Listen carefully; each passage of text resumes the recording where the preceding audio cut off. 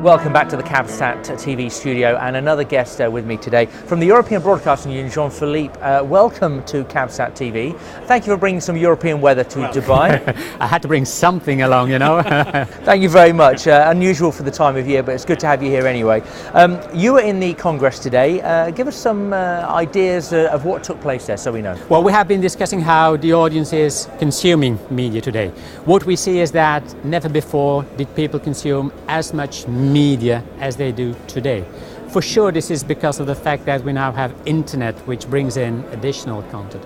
But then again, when you watch the total media consumption, you still see that the bulk of the consumption is over radio and television. And when we watch television, we discuss watching, because people want to consume audiovisual content. Subscription video on demand, VOD, clips are growing.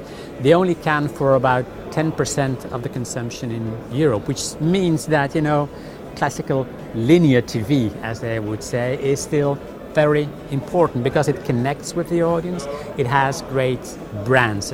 For sure, we are facing some challenges, you know, because we shouldn't think in the way we format things and in the way we tell stories like in the past, you know.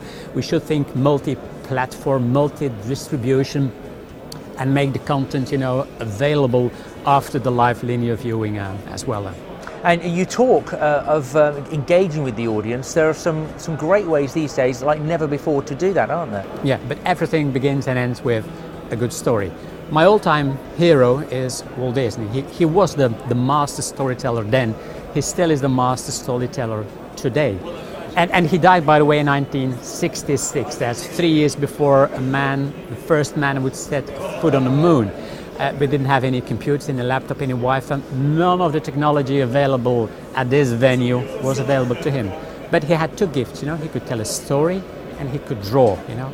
And even today, and I'm very happy with the technological evolution, which enriches the content. But if you don't have a good story in the beginning, you know, then you won't attract the audience. Today, you know, animation films are made by thousands of computers, you know. A mouse that was drawn by Walt Disney was imperfect. When you see animation today, it is perfectionist. It's more beautiful than a human being is. But this isn't the reason, you know, why people engage with great content. So a good story is at the beginning of everything we need to do. So this region is traditionally a very quick adopter of new technology. The experience you have with the European Broadcasting Union of creating that great content, is that something you feel that you can help benefit this region? Yeah, and I think it needs to benefit both ways, because we shouldn't think as Europe as the old continent who knows all of it. For sure, we have a legacy. We have a legacy of 90 years in great radio, 60 years of great television. We know how to tell stories.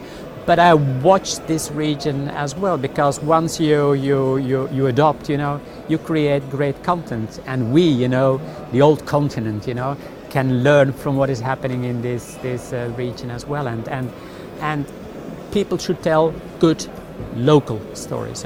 Another shift we see is that in the past all media was local, it was locally governed, it was local creativity, it was locally funded, it was a local ecosystem. We see a shift to global with GAFA, Google, Amazon, Facebook and Apple, you know, who were platforms in the past who are content producers today. But there again you see that the need for localness is very important. And I guess that the future will be a combination of great global content, but more than ever connect with it, what is your local culture, your local identity.